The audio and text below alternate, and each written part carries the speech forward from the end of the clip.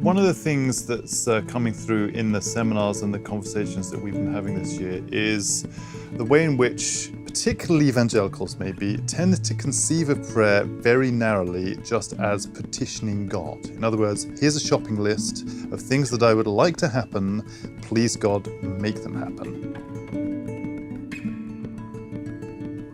Prayer is something much broader than merely offering God a shopping list. And I think one of the exciting things that we've found this year, as we've had speakers come in and address the question of prayer from various different traditions and perspectives, is the way in which these insights from different traditions can help us reframe what we think about prayer so that we see it in a broader kind of context.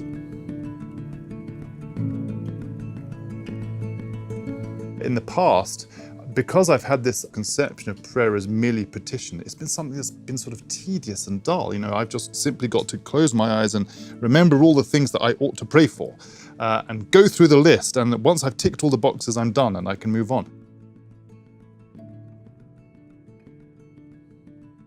Some of the conversations we've been having are about trying to get people to think, maybe prayer is really about practicing the presence of God.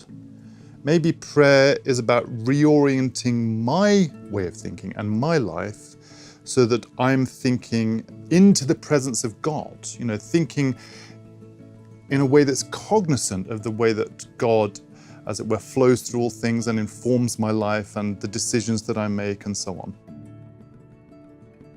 That reorientation can be potentially life-changing for some people, I think, if you start to think of prayer in that kind of way, in what we've been calling non-standard accounts of prayer, non-standard from the evangelical point of view anyway, non-standard accounts of prayer, where we think of our lives as being constantly in the presence of God and seeking to bring everything that we do under the guidance and oversight of God. It's not necessarily always prayer that's worded, but it's prayer that's about presence. Now that, I think, is really exciting, and that's really a rather different way about thinking what prayer is about and how it should impact on the way we live and the practices that we have.